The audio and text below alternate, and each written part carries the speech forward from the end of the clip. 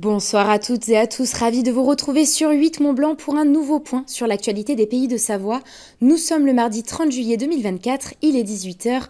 Voici les titres que nous allons développer ce soir dans cette édition. Avec l'arrivée des beaux jours et de la chaleur, la saison touristique bat-elle son plein sur le territoire? La réponse dans quelques instants avec les reportages de Kezia Poudou et Emmanuel Jaude. Tous les deux se sont rendus dans des stations différentes et la tendance semble mitigée. Et puis nous ferons un saut à Aix-les-Bains au domaine de Marlieuse où l'été, le public ne vient pas uniquement pour profiter des thermes, mais aussi pour se détendre les pieds dans l'herbe à l'occasion d'une séance de cinéma en plein air, nous le verrons. Je vous en parlais dans le journal d'hier soir. Après avoir attendu durant plusieurs semaines, le beau temps est enfin présent sur nos territoires. Mais si à la station de Châtel, la fréquentation est en hausse, du côté de Val-Fréjus, les touristes se font encore discrets en ce début de semaine. Juillet touche en effet à sa fin et l'affluence reste faible.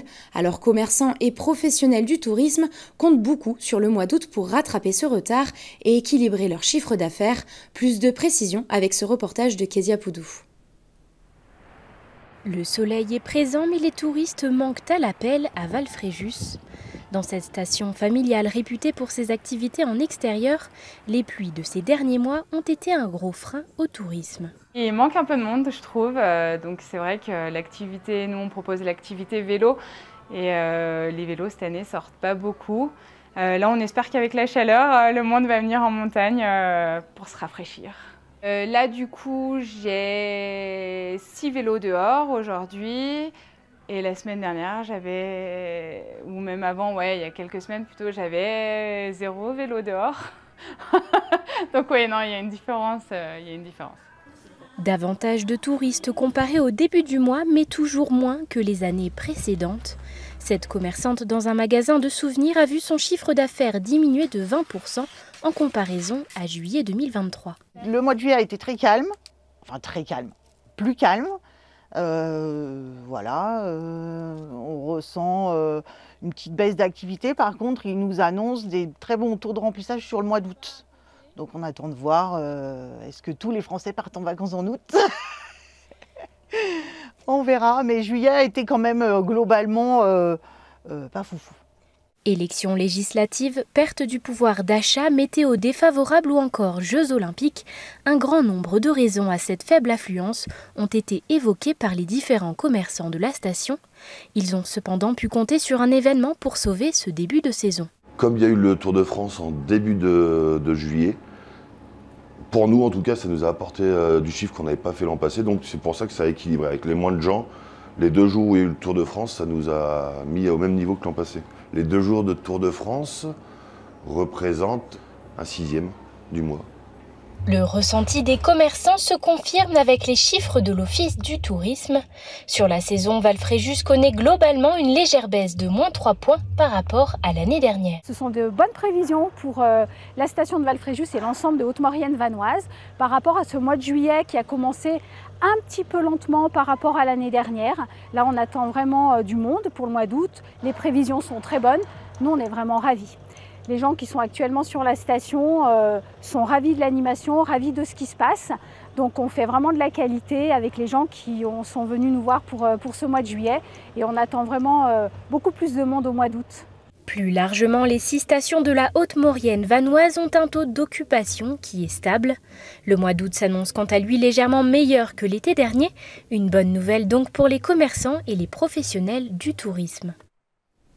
On reste sur le thème du tourisme, mais direction cette fois le Val d'Arly où là aussi, le soleil et les températures estivales ne semblent pas convaincre les touristes à venir en montagne. Nombreux sont les professionnels à devoir donc s'adapter pour faire face à cette absence de fréquentation, comme nous l'explique Emmanuel Jaude dans son reportage. Entre Mont-Blanc et Montcharvin, le petit village de Crévolan patiente en attendant ses touristes. Car malgré les conditions météo des plus favorables ces derniers jours, la clientèle des montagnes françaises semble encore frileuse à lancer sa saison estivale. Ça se passe difficilement, on va dire, juillet quand même. Début de saison dure avec la météo, en mois de juin, et puis après, juillet, d'habitude le 15 ça démarre, et puis là on attend encore. On n'est pas à 50% du parc qui doit sortir en ce moment.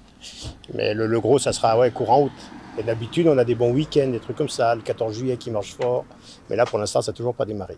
Un constat partagé par tous les professionnels du tourisme local. Certains ont d'ailleurs dû s'organiser pour faire face à ce mois de juillet en demi-teinte. On va faire un mois de juillet qui va être un petit peu plus compliqué que d'habitude parce que forcément on est comme tout le monde, on est un peu impacté. Là où notre force de frappe cette année, ça va être surtout qu'on a moins de personnel et on n'en a même pas du tout. Donc on fonctionne en famille, moi et ma femme. Ce qui veut dire que on a gagné sur la masse salariale, ce qui contribue à récupérer un petit peu le bilan de juillet. Voilà. Après sur route, c'est vrai qu'ils annoncent un peu plus de monde, donc là il va falloir réagir vite avec du personnel en contrat d'extra pour pouvoir pallier un petit peu la demande. Des circonstances qui n'enlèvent en rien le sourire des restaurateurs et des hôteliers qui attendent désormais le mois d'août pour remplir la station comme il se doit. Une fréquentation qui devrait occuper plus de 40% des lits touristiques de la vallée. On a un mois de juillet où on souffre de la météo qui a précédé, des élections, des Jeux Olympiques probablement un petit peu aussi. Donc un mois de juillet un peu en dedans. Mais les chiffres qu'on a en projection sur route sont quand même plutôt bons. Et à aujourd'hui, on n'est pas très loin d'équilibrer par rapport à la saison dernière. Donc au final, on est plutôt bien. Si ça reste comme ça et qu'on a du last minute par rapport à justement une clientèle qui monterait chercher un petit peu de fraîcheur, on pourrait faire un bon été encore. Et pour attirer les estivants, de nombreuses animations sont proposées au sein du territoire. Autant d'activités, de sorties et de célébrations qui font vivre nos villages dans l'attente des vacanciers dont dépendront la réussite de la saison. Et on termine ce journal avec une idée de sortie gratuite du côté d'Aix-les-Bains. Je vous en parlais dans les titres, le domaine de Marlioz vit au rythme du 7e art cette semaine avec la 4e édition du Cinéparc. Tous les soirs, à partir de 21h30, un film est projeté sur grand écran en plein air. Une bonne manière de profiter de belles soirées ensoleillées. Et cet événement semble d'ailleurs rencontrer un franc succès auprès du public savoyard, comme nous le montre Fanny Savard dans son reportage. Bien loin du calme habituel des thermes de Marlioz, c'est un groupe de rock qui enflamme le domaine ce soir à l'occasion du Cinéparc. Cet événement gratuit propose un village food truck, des animations et surtout des projections de films en plein air. L'idée en fait c'est que quand le domaine a été racheté en 2018, les propriétaires ont fait un projet avec l'ensemble des équipes en place pour imaginer comment ils verraient Marlioz en 2025. Et dans ces idées en fait que j'ai pioché, il y avait le cinéma en plein air. Donc on l'agrémente d'année en année. Cette année on rajoute le spectacle d'art vivant et voilà, on va essayer de faire évoluer le cinéma de plus en plus. En 2021, lors de la première édition, ils étaient 2000 spectateurs. Et cette année, le domaine en attend près de 12 000 sur toute la semaine. Un succès grandissant qui s'explique notamment par des conditions idéales. C'était l'ambiance été, dehors, le cinéma en plein air, avec les food trucks, c'est toujours sympa. C'est bien encadré, on peut manger, on peut s'asseoir, c'est vraiment bien. Avec près de 2000 visiteurs par soir et seulement 500 sièges à disposition, certains sont venus bien équipé. J'ai un Fat Boy, donc c'est un matelas gonflable qui permet en toutes circonstances d'être à l'aise, voilà, en particulier en plein air comme ce soir. Au programme aujourd'hui, le film de braquage féminin Ocean's 8. Entre comédie musicale, film d'action ou d'animation, c'est chaque jour une séance bien différente avec une organisation nouvelle. L'écran en base, là on a 15 mètres de base sur 12 mètres de hauteur. On n'a jamais tout à fait les mêmes réglages. Vous voyez, le vidéoprojecteur, il est posé sur quoi? Il est posé sur de la terre. Alors la terre, c'est pas une source qui est toujours juste. C'est pas une dalle de béton. Donc vous avez toujours un trou. Même si vous essayez de tarer, de reprendre toujours au même endroit, c'est jamais bien possible. 21h30, la nuit tombe sur Aix-les-Bains. Plus que quelques instants avant le début de la séance. Et si vous souhaitez vous aussi profiter de cette parenthèse culture, sachez qu'il reste encore des places pour les 3 derniers soirs, avec au programme Mario Bros, La La Land et les bronzés font du ski.